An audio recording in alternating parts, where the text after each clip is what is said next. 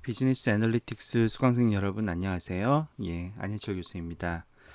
자, 이제 드디어 이번 학기 마지막 강의를 진행하게 됐습니다. 이번 학기 마지막 14주차의 주제는 심층 신경망 구현을 위한 실험을 위한 소니 뉴럴 네트워크 콘솔이라는 주제로 지금부터 살펴보도록 하겠습니다. 자, 이번 주에는 소니, 유명한 일본의 가전회사죠. 그 소니 맞습니다. 그 소니가 개발한 뉴럴 네트워크 콘솔, 줄여서 NNC라고 이제 호칭을 하겠습니다. 이 소니 NNC 프로그램이 딥러닝을 굉장히 편리한 유저 인터페이스로 실험할 수 있게 개발한 툴인데요. 이 소니 NNC를 이번 한 주 주제로 쭉 깊이 있게 한번 다뤄보려고 합니다. 그래서 이 소니 NNC는 무엇이고 어떤 특징이 있고 그리고 이제 어떻게 설치해서 실행해야 되는지 이제 먼저 앞부분에서 설명을 드리겠고요. 그리고 나서 그 소니 NNC를 이용해서 크게 세 가지 모델을 구현하고 실험하는 그 과정을 한번 살펴보려고 합니다. 자, 먼저 첫 번째는 소니 NNC를 이용을 해서 로지스틱 회귀 분석을 먼저 해볼 거예요. 이 로지스틱 회귀 분석은 사실은 우리가 신경망 구조에서 히든 레이어가 없으면, 그래서 입력층과 출력층만 연결되어 있고, 그리고 출력층의 활성 함수를 우리가 로지스틱 펑션을 쓴다고 하면 그 구조 자체가 로지스틱 회귀 분석과 완전히 동일하게 되죠.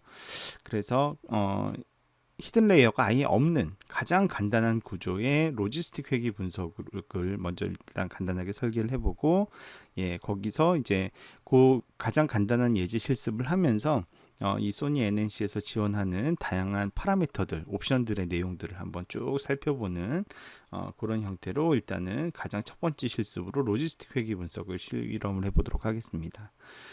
그리고 나서 이제 우리가 이걸 배우려고 하는 이유는 소위 심층 신경망 구현이 가능하기 때문에, 딥 뉴럴 네트워크 구현이 가능하기 때문에 NNC를 배우는 거죠. 그래서 그 다음 단계에서는 바로 히든 레이어가 복잡하게 들어가 있는 심층 신경망을 같이 한번 실습을 해보도록 하겠습니다. 그래서 실제로 우리가 클래시피케이션, 특히 멀티미디어 데이터에 대한 클래시피케이션을 수행하는 데 있어서 정말 심층 신경망을 쓰면 뭔가 성과의 개선이 도모되는지 이런 것들을 한번 확인해 볼 수 있을 것 같습니다.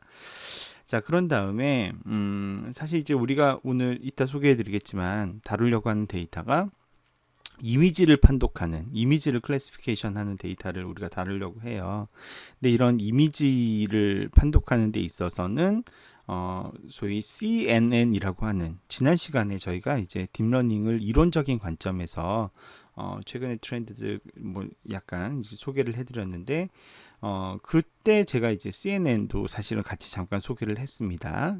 그래서 컨볼루션층, 풀링층 이런 것들을 이용을 해서 이미지를 단계별로 특징 중심으로 요약을 해주고 자동으로 그 요약된 결과를 가지고 전연결층에서 연결을 해서 이미지를 판독하는 그런 특수한 형태의 CNN 딥러닝 모델이 많이 사용이 되는데, 이미지 판독의 경우에 그게 이제 CNN이라고 했죠. Convolutional Neural Network, 한국어로는 합성급 신경망이라고 부르는 이 CNN의 그 컨볼루션층 그리고 풀링층 이런 것들이 어떻게 상호작용을 해서 이것이 어떻게 이미지의 특징을 잘 추출해낼 수 있다라는 것인지 좀 더 깊이 있게 원리를 설명을 드리고요, 예시를 통해서.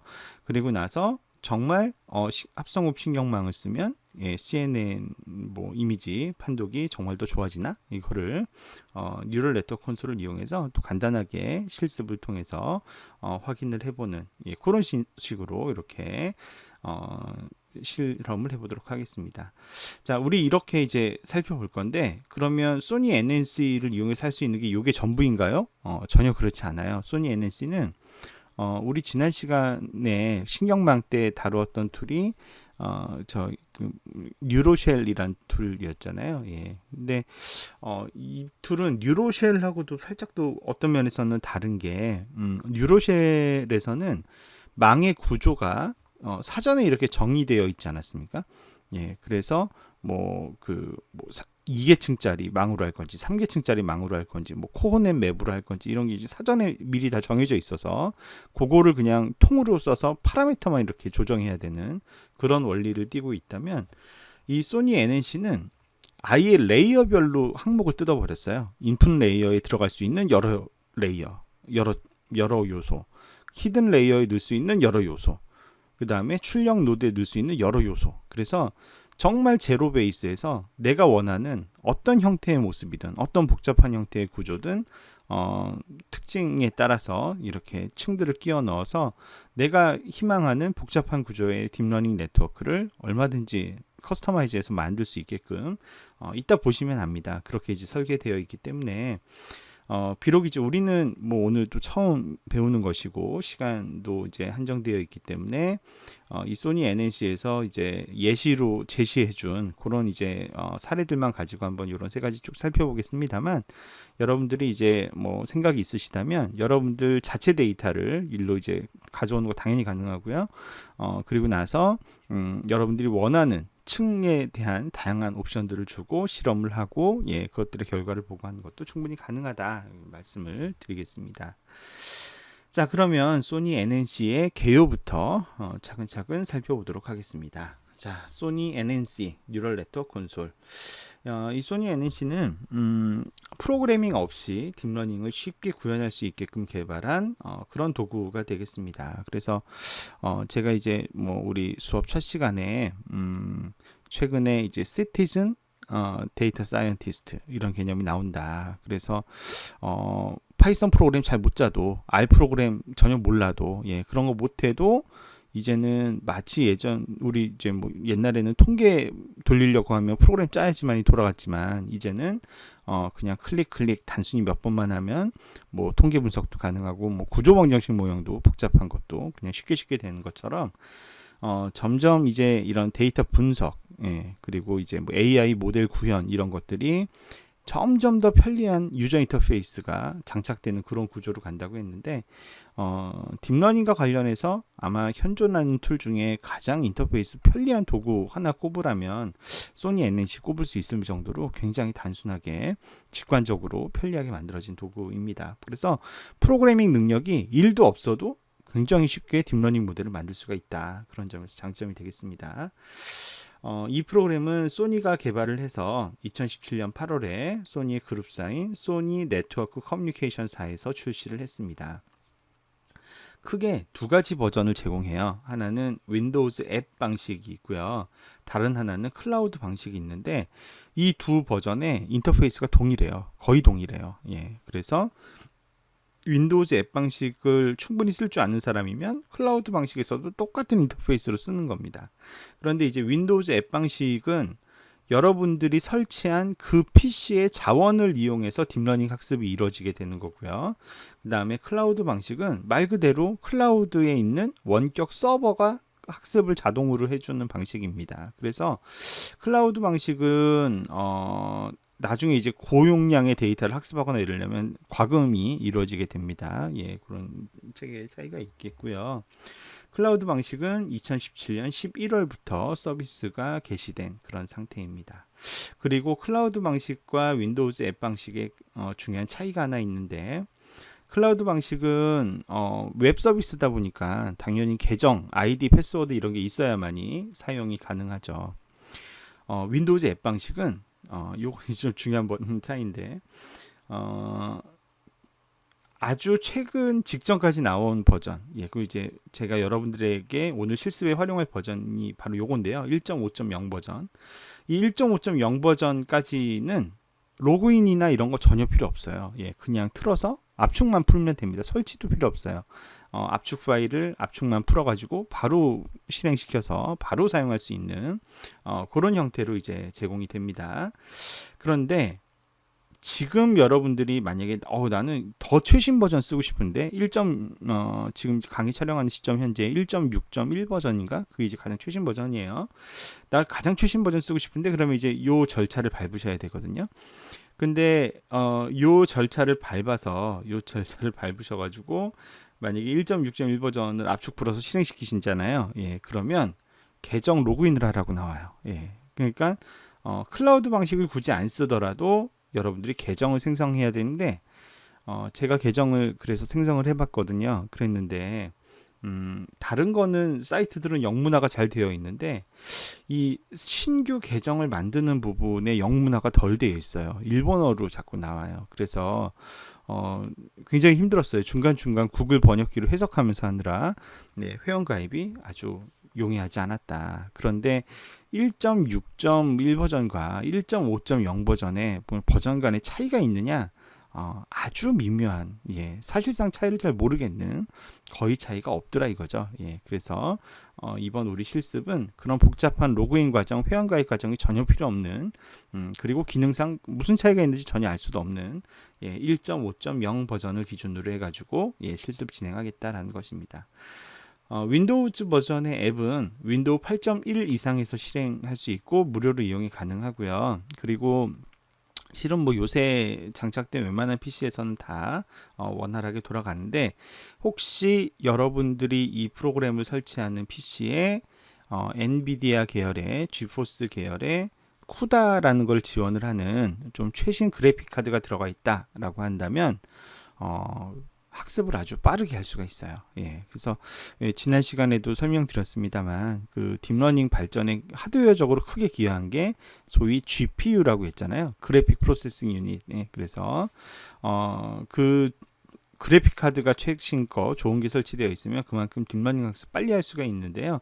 요게 이제 그걸 또 지원을 합니다. 실제로. 그래서 그런 PC에다 설치하시면 조금 더 빠른 학습을 진행할 수가 있다. 근데 이제 우리가 오늘 실험할 데이터는 아주 약소한 간단한 데이터예요. 그래서 설사 좀 성능이 조금 떨어지더라도 여러분들이 뭐 약간의 인내심만 가지고 한 뭐 1, 2분, 2, 3분 기다리면은 금세 또 학습이 끝나니까 그렇게 참고하시면 되겠습니다. 자, 나는 그럼에도 불구하고 앞으로도 계속 이 앱에 관심을 갖고 최신 버전 다운받고 싶다 하시면 URL이 이렇게 됩니다. dl.sony.com 이고요. 그 다음에 이제 영문 페이지 가셔가지고 get the Windows App 버튼을 클릭하시고, 그다음에 이메일 주소 입력하시고, 그러면 이제 이메일로 다운로드 가능한 링크가 오면 이제 아까 얘기했지만 약 900메가에서 1기가 좀 넘는 사이즈예요. 압축해서 이거 이제 압축을 풀어요. 예, 그러면 쫙 압축이 풀리는데 이게 대략 한 2.2기가 정도, 아니면 좀 더 클 겁니다. 최신 버전은 그 정도의 대략 용량이 되니까 여러분들이 이거를 이제 압축 풀어 쓸 수 있는 빈 공간이 확보되어 있어야 되죠. 예, 2.2기가 정도 됩니다.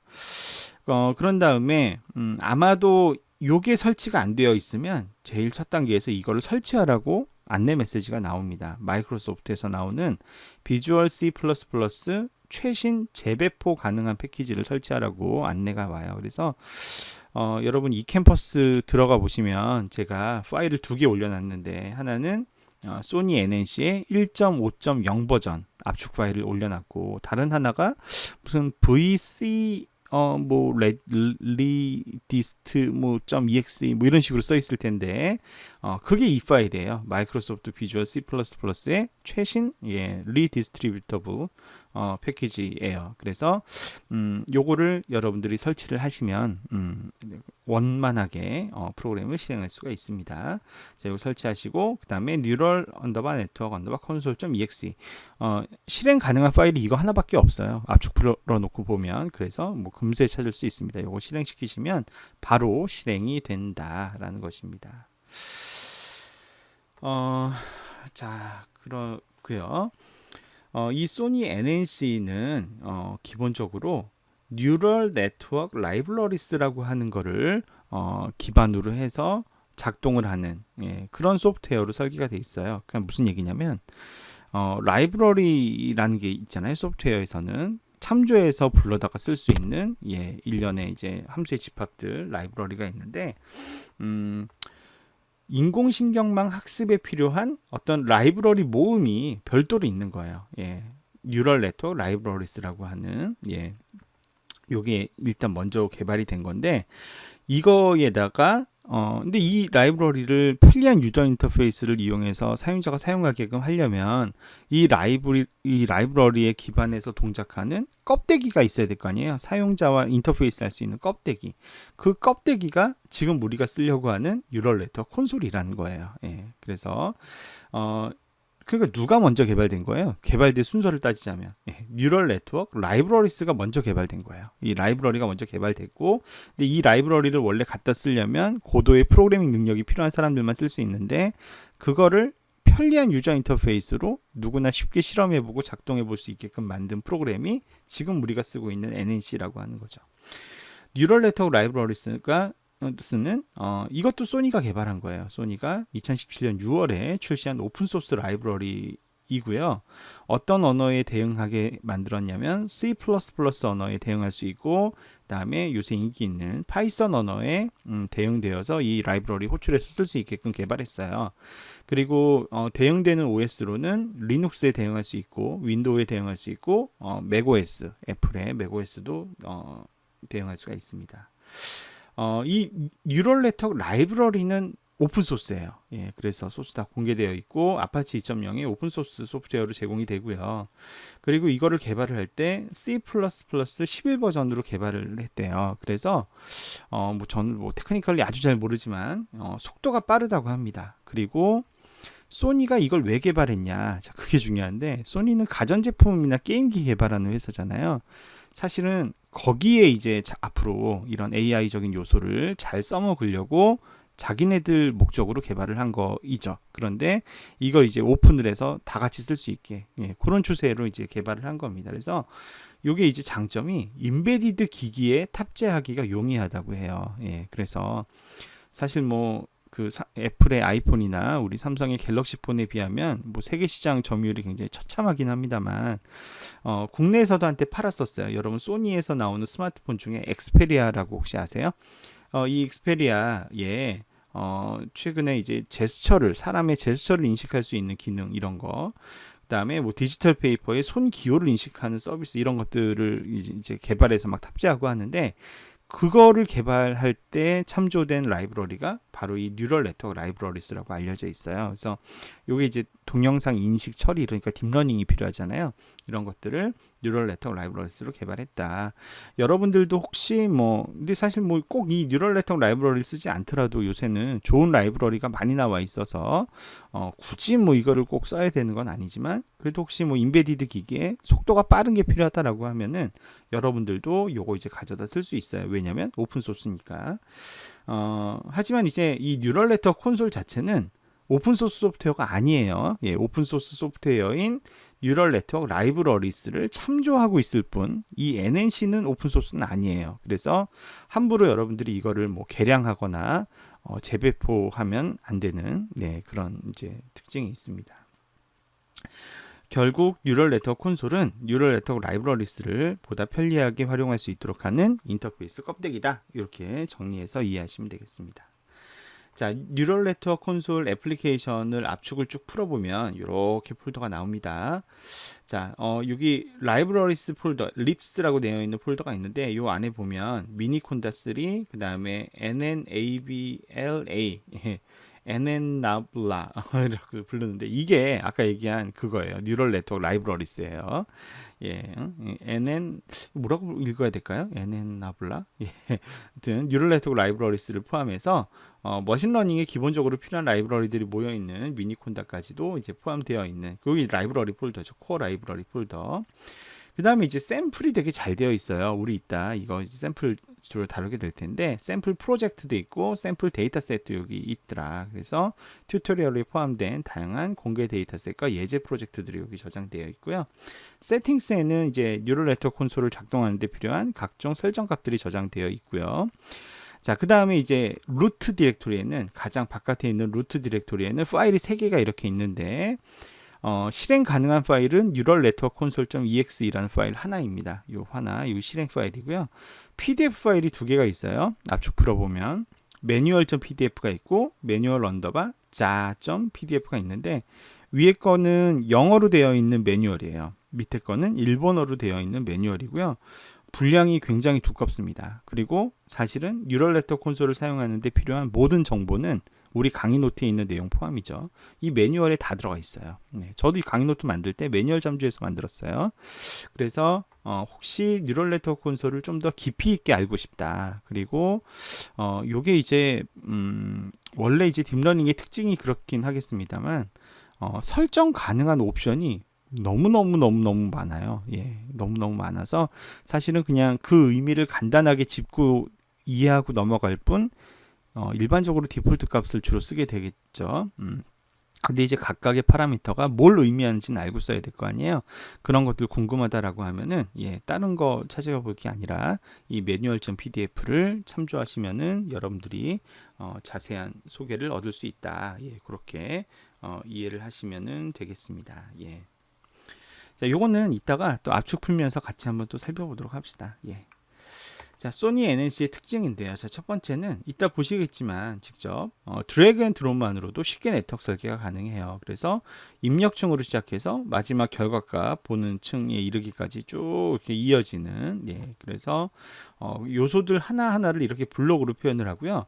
요게 이렇게 점점 이렇게 연결돼 있죠. 요게 이제 블록과 블록을 연결해 주는 접점이에요. 그래서 이렇게 블록과 블록을 연결하고, 만약에 얘가 블록과 블록이 멀리 떨어져 있으면은 이렇게 선으로도 연결해 줄 수 있어요. 블록과 블록을 선으로 연결해 주면 간단하게 네트워크 구성이 가능하고요. 그래서 뭐 일체의 코딩이 없습니다. 코딩 전혀 없이 쉽게 딥러닝을 포함한 다양한 신경망식 실험이 가능하다는 점이 장점입니다. 두 번째는 학습을 시키고 평가를 하는 것도 너무 간단해요. 그냥 버튼만 하나 누르면 돼요. 그래서 자, 학습 시작해 버튼 딱 누르면 학습이 자동으로 실행이 되면서 이렇게 러닝 커브가 막 나오면서 에러가 줄어드는 게 쫙 보여지고요. 또 버튼 한 번만 다시 누르면 밸리데이션에 대한 평가도 자동으로 실행이 되면서 컨퓨전 매트릭스가 이렇게 쫙 표현이 됩니다. 그래서 우리가 특히 바이너리 클래시피케이션인 경우에 이런 거 궁금하잖아요. 0을 0으로 맞추고 1을 1로 맞춰야 되는데 실제 정답은 0인데 이거를 1로 잘못 맞춘 사례라든가, 아니면 실제 정답이 1인데 이거를 0으로 뭐 잘못 예측한 사례라든가, 이런 것들 궁금하잖아요. 그럴 때 여기는 컨퓨전 매트릭스에 거기에 해당되는 이 샘플 건수만 딱 클릭을 하면 자동으로 이렇게 어떤 사례를 잘못 예측했는지를 쫙 보여줍니다. 지금 이건 뭘 보여주고 있냐면 실제 정답은 9가 아닌데 9로 아닌가? 아마 그런 것 같습니다. 실제 정답은 9가 아닌데 9로 잘못 판단한. 근데 이렇게 보면은 이게 4자인데 9자 같아 보이잖아요. 이래서 틀렸구나. 틀릴만 하네. 뭐 이런 것들 판단할 수 있는. 그래서 오분류된 결과 확인에도 굉장히 용이하고, 그리고 네트워크와 학습 파라미터를 오토 튜닝하는 기능이 탑재되어 있어요. 그래서 아주 복잡한 신경망의 학습 파라미터를 자동으로 튜닝할 수 있다는 점에서도 장점이 있는 그런 툴이다, 이렇게 얘기할 수가 있겠습니다. 자, 그래서 이제 소니 NNC의 특징까지 살펴봤고요. 이제부터 요거 이제 설치해서 실행을 시켜야 되겠는데, 자, 아까도 말씀드렸지만 실행을 해보면 제일 먼저 가장 최신의 비주얼 스튜디오, 비주얼 C++ 재배포 가능 패키지를 다운로드해서 설치하라고 안내를 합니다. 보통 여러분들 운영체제가 64비트일 거니까 이제 X64 이렇게 이제 다운로드 했는데요. 혹시 32비트 운영체제 쓰시는 분들은 X86이라고 되어 있는 거 다운받아서 설치하셔야 됩니다. 자, 그 링크는 여기서 이렇게 다운받을 수 있고, 64비트 버전 쓰시는 분들 제가 배포해드린 그 파일 설치하셔도 무방하게 설치가 되고요. 그 다음에는 이제 압축을 풀어서 요거 실행시키시면 돼요. 아주 가끔씩 요 에러는 날 수도 있고 안 날 수도 있는데 아주 가끔씩 요 에러가 나기도 합니다. 나기도 해요. 그러면 그냥 뭐 이거 나 믿는 프로그램이야, 그냥 실행시켜, 그러고선 실행시키시면 무난합니다. 그리고 요거 너 배포 이거 재배포 패키지 안 깔았으면 안 돼, 이거 이제 확인하고, 그 다음에 이제 여기 화면에서 다양한 설정하고 어플라이 하면 되는데, 자, 이거 뭐 열심히 설명할 필요가 없습니다. 요거 직접 같이 해보면 우리가 더 이해가 빠를 것 같습니다. 자, 제가 여러분들에게 배포해드린 두 개의 파일이 이렇게 있습니다. 근데 그 비주얼 C++ 재배포 패키지는 제 PC에는 이미 설치가 되어 있습니다. 그래서 이건 따로 설치하지 않겠고요. 자, 그다음에 요 압축을 풀어야 되는데, 여러분들에게 추천드리고 싶은 거는, 저 지금 이거 바탕화면 밑에 있잖아요. 근데 바탕화면에는 보통 경로가 복잡하고, 그리고 그 경로명 안에 한글 같은 게 들어가 있으면은 실행이 안 되는 수가 가끔씩 있습니다. 그래서 이제 어떻게 추천을 드리냐면, 일단은 C 드라이브 같은데, C 드라이브 같은데 예를 들면 temporary 템프 폴더 없으면 하나 만드셔도 돼요. 템프 같은 폴더, 이거 C 밑에 템프, 우리 lib svm 설치할 때처럼 C 밑에 템프 이런 데 간단하잖아요. 이런 간단한 구조의 폴더에다가 이 뉴럴 네트워크 콘솔을 잘라내기 해서 여기다가 붙여넣기 이렇게 하는 겁니다. 그러면 경로가 훨씬 간단하죠. C 밑에, 템프 밑에, 요 밑에 있는 거고 다 영문으로 되어 있죠. 그죠? 요 상태에서 자, 이 900메가짜리 파일을 이렇게 마우스 오른쪽 눌러서 저는 이제 반디집이라고 하는 압축 프로그램 쓰고 있는데요. 뭐 여러분들 뭐 쓰고 계시는 압축 프로그램 이용해서 요 폴더명으로 압축 풀기 이렇게 해서 압축을 풀면 됩니다. 윈도우 자체에도 압축을 해제하는 프로그램이 내장되어 있죠. 그렇게 해서 압축을 풀면 아까도 말씀드렸지만 압축을 한 거는 900메가 정도의 분량인데 압축을 다 풀고 나시면은 대략 한 2.2기가 아까 말씀드린 대로 그 정도의 분량으로 커지게 될 겁니다. 그래서 이게 이제 압축이 세게 돼 있어요. 그래서 압축을 다 푸는 데는 시간이 좀 걸릴 텐데 조금만 기다려 보겠습니다. 압축이 다 풀려지면 그때부터 이제 실습을 우리가 시작할 수가 있게 되는 것입니다. 네. 그래서 이제 압축을 풀 때까지 기다리도록 하겠고요. 네.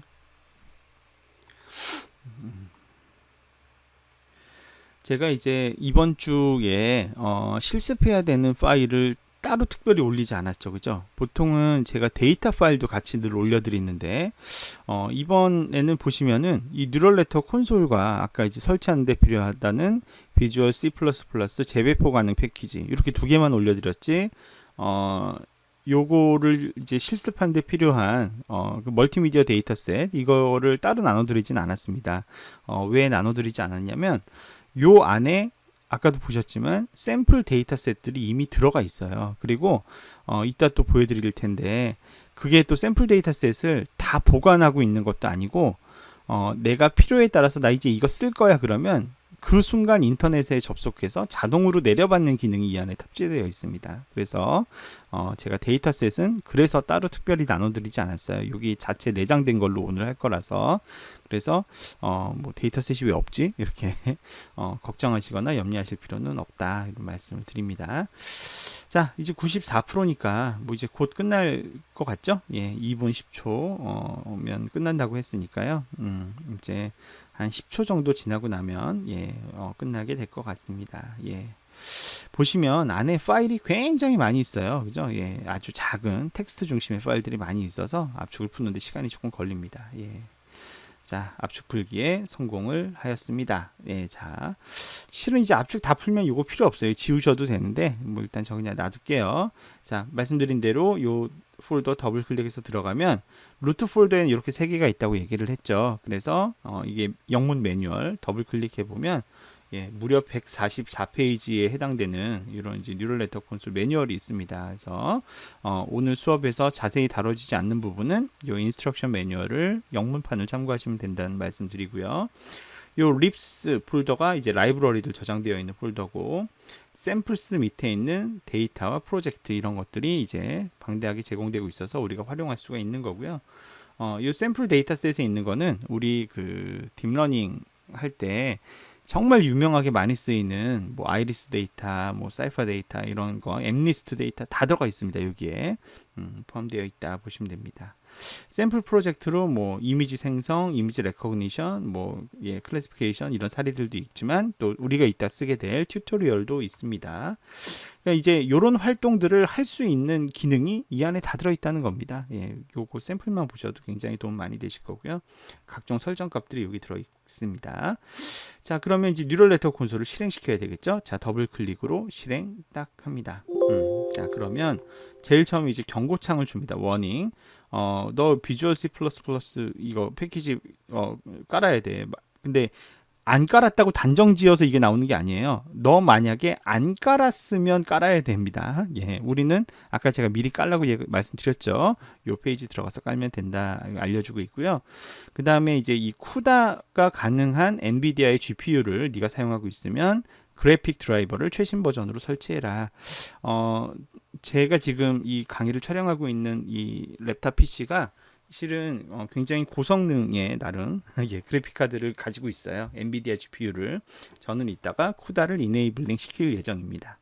자, 그래서 저도 이제 최신의 그래픽 드라이버를 설치해 놓은 상태예요. 자, 여기서 만약에 I do not agree 하면 이거 이제 동의하지 않으시니까 밖으로 나가겠죠. 이거 반드시 I agree 하셔야 되겠고요.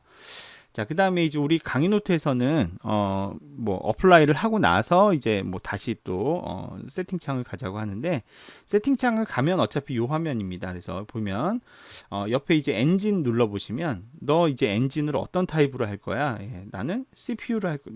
여러분 그 그래픽 카드가 쿠다를 지원하는 엔비디아 계열의 그래픽 카드를 설치하고 있지 않다면 이거 CPU로 설정을 하시는 게 맞습니다. 하지만 예, 저는 GPU 타입으로, 프로세스 GPU 타입으로 이렇게 하고, 요거는 뭐 따로 건들진 않겠습니다. 예, 이렇게 GPU를 쓰겠다 알려주고요. 그 다음에 이제 뭐 GUI 스케일 어떻게 할 거냐, 이건 그대로 두면 될 것 같고, 그 다음에 이제 프로그램에 대한 안내를 확인할 수 있습니다. 자, 라이센스를 I agree 하는 게 제일 중요합니다. 해서 apply 이렇게 누르게 되면 예, 얘가 이제 뭐 업데이팅 플러그인스 이래서 이제 자동으로 뭘 다 또 업데이트를 하죠.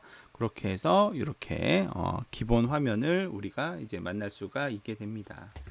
자, 우리가 아까 위에서 미리 설정하기는 했는데요. 예, 요거 셋업이라는 창을 클릭을 하면 아까 우리가 어플라이 했던 예, 그 내용을 다시금 열어서 확인할 수가 있다. 이렇게 안내 말씀드릴 수 있겠습니다.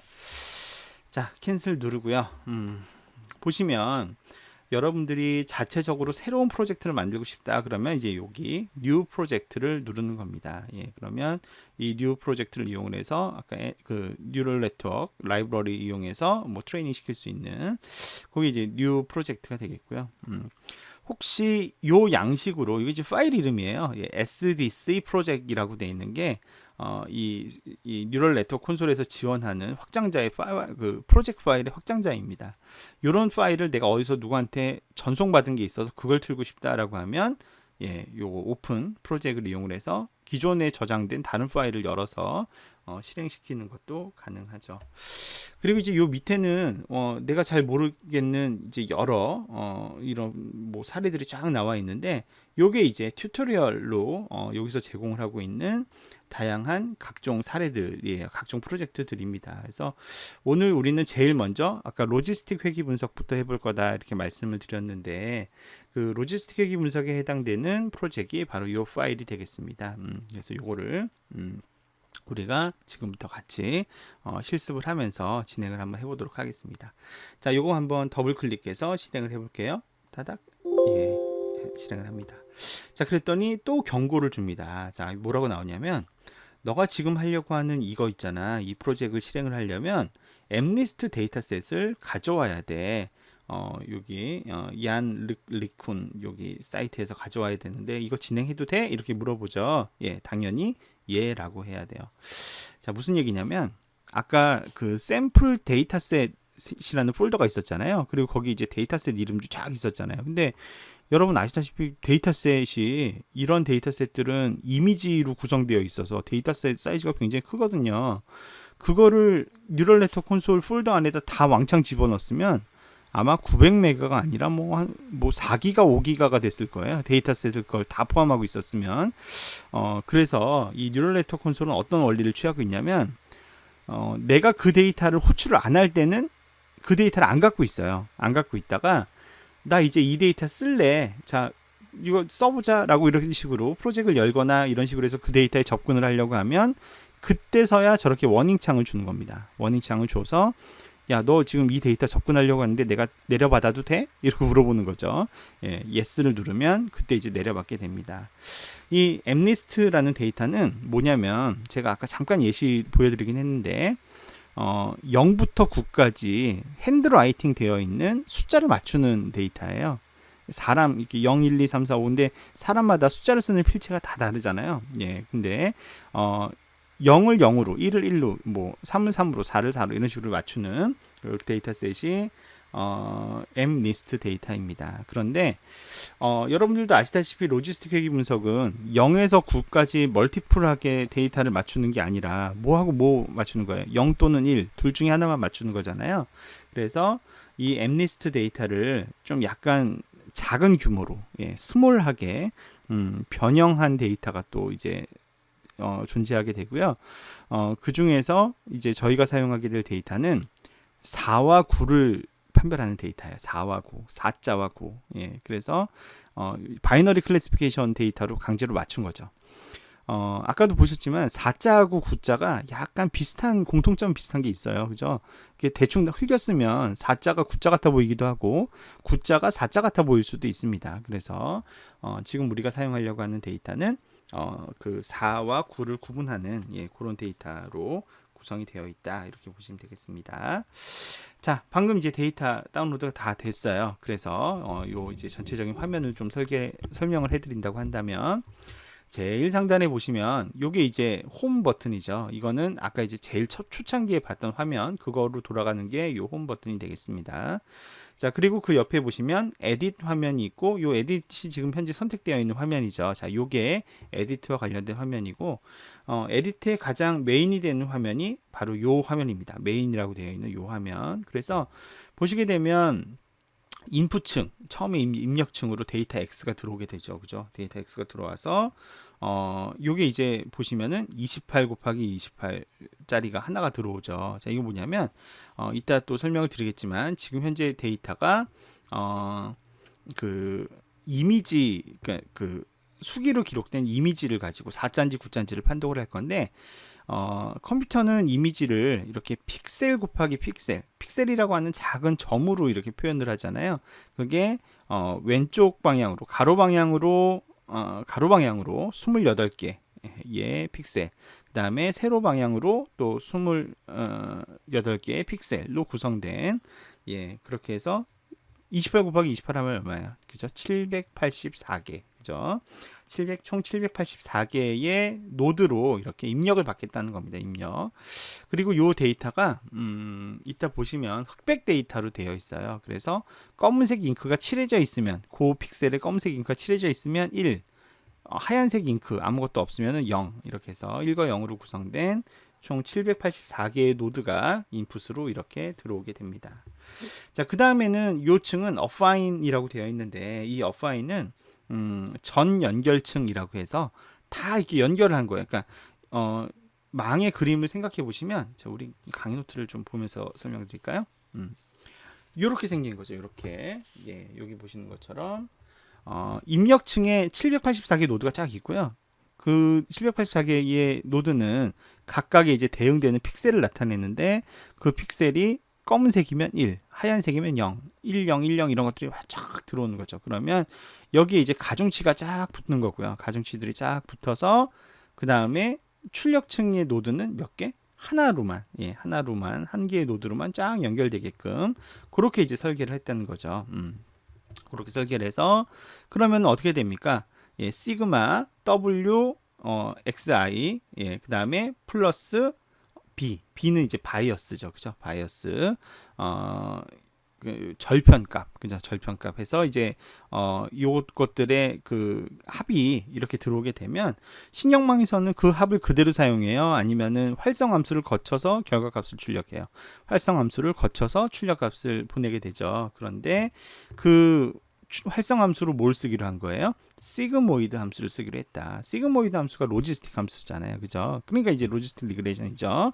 그래서 0보다 작으면 아무리 작아도 0으로 수렴시키고 1보다 크면 아무리 커도 1로 수렴시키게 하는 0에서 1 사이의 값을 갖게 하는 시그모이드 함수로 활성화를 시켜서 결과값이 나오면 최종적으로 이게 이제 잘 맞춘 건지 못 맞춘 건지 뭘 평가를 해야 될 거 아니에요.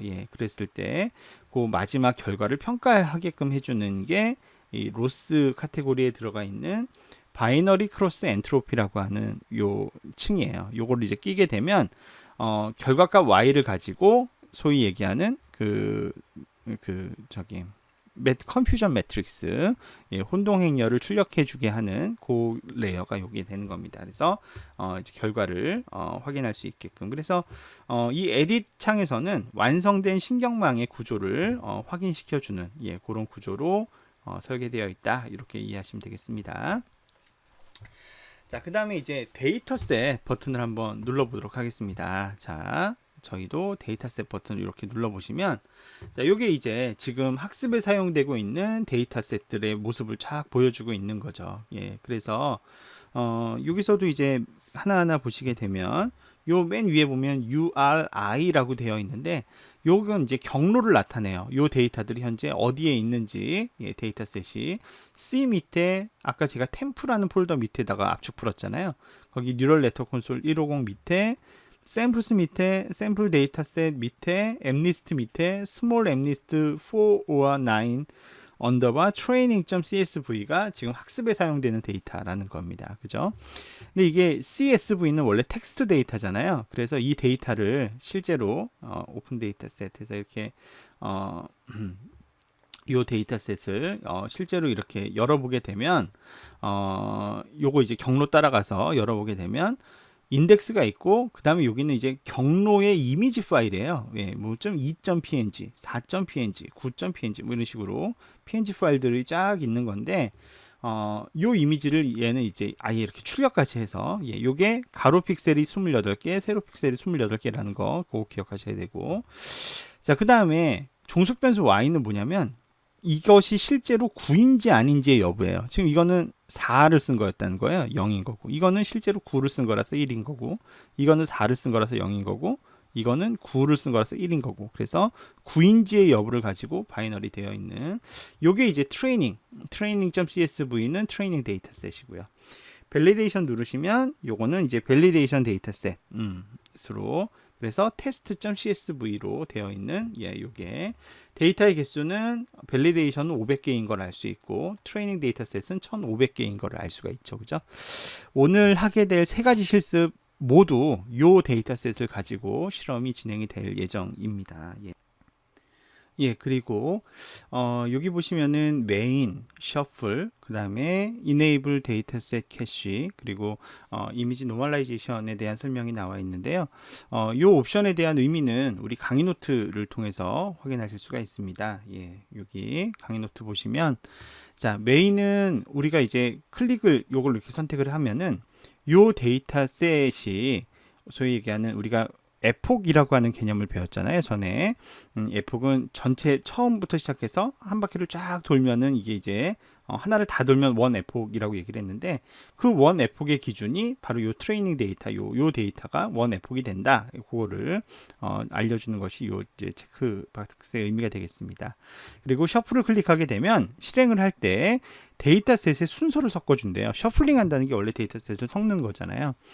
요거는 이제 트레이닝을 할 때만 사용을 하고 밸리데이션에서는 사용하면 안 되는데, 그 이유는 학습을 할 때는 만약에 이게 순서가 계속 고정되어 있으면 그 고정된 순서가 혹시 또 학습에 영향을 미치는 일이 벌어질 수가 있잖아요. 그래서 트레이닝에서는 요거를 이제 셔플을 쓰는 게 의미가 있는데, 밸리데이션 같은 경우에는 만약에 밸리데이션 할 때마다 셔플링을 하게 되면 우리가 이제 원래는 다른 알고리즘과의 성과를 비교할 때 특정한 위치에 있는 특정한 데이터에 대해서 A 알고리즘은 맞췄는지 틀렸는지, B 알고리즘은 맞췄는지 틀렸는지 이걸 비교를 해야 되는데, 밸리데이션 셋을 셔플링 해버리면 그걸 할 수가 없어요. 알고리즘과 비교를 할 수가 없기 때문에 밸리데이션에서는 가급적 사용하지 않는 것이, 특별한 이유가 없으면 안 하시는 것이 바람직한 옵션이 되겠어요. Enable Dataset Cache는 예전에 생성한 데이터셋 캐시를 사용하게끔 하는 건데, 이렇게 하면 처음 학습을 시작할 때 시간을 좀 줄일 수 있다라고 설명하고 있습니다. 그리고 이미지 노멀라이제이션은 이미지 밝기가 이미지마다 다 차이가 있을 수 있잖아요. 여기 캡처된 이미지마다 다 차이가 있을 수가 있는데, 이 밝기를 0에서 1 사이의 값을 갖게끔 이렇게 정규화해주는 뭐 그런 이제 옵션이 이미지 노멀라이제이션이라고 합니다. 뭐 특별하게 문제가 없으면 뭐 공정하게 학습이 이루어지게 하려면, 예, 이미지 노멀라이제이션을 체크하시는 것이 바람직할 수 있겠습니다. 디폴트는 그렇게 이제 설정이 되어 있다, 이렇게 말씀드리겠습니다. 자, 그리고 나서 다시 이제 에디트 화면으로 넘어가서 각 레이어를 클릭을 하면 레이어별 특징들을 우리가 이해를 할 수가 있겠습니다. 예, 그래서 오늘 이제 처음 돌리는 거니까 요 레이어들 속성을 하나하나 쭉 설명을 해야 되는데 이거를 이제 다 설명을 하려면 시간이 또 상당히 걸릴 것 같습니다. 예, 그래서 저희가 이제 요 레이어의 속성별 설명은 아무래도 두 번째 동영상에서 설명을 드리면서 근데 이제 지금은 사실은 처음으로 우리가 뉴럴 네트워크 콘솔의 기능을 소개하는 상황이라 저희가 시간이 좀 많이 걸리는데 그 이후에 나오는 신경망들도 사실은 예를 들면 뭐 인풋 레이어나 인풋층이나 뭐 어파인 레이어 전연결층 같은 경우에는 사실상 이제 동일한 거의 똑같은 그런 설정 값들을 쓰는 거거든요. 그래서 좀 처음에는 좀 자세하게 설명을 드리지만 뒤에는 또 금세 우리가 이해해서 실험을 할 수가 있을 것 같습니다. 자, 그러면 우리 첫 번째 강의는 여기서 마무리를 하도록 하고요. 나머지 못다한 내용들은 잠시 후에 저희가 2강에서 설명을 드리는 것으로 그렇게 진행을 하겠습니다. 자, 수고 많이 하셨고요. 예, 그러면 저는 2강에서 또 인사드리도록 하겠습니다.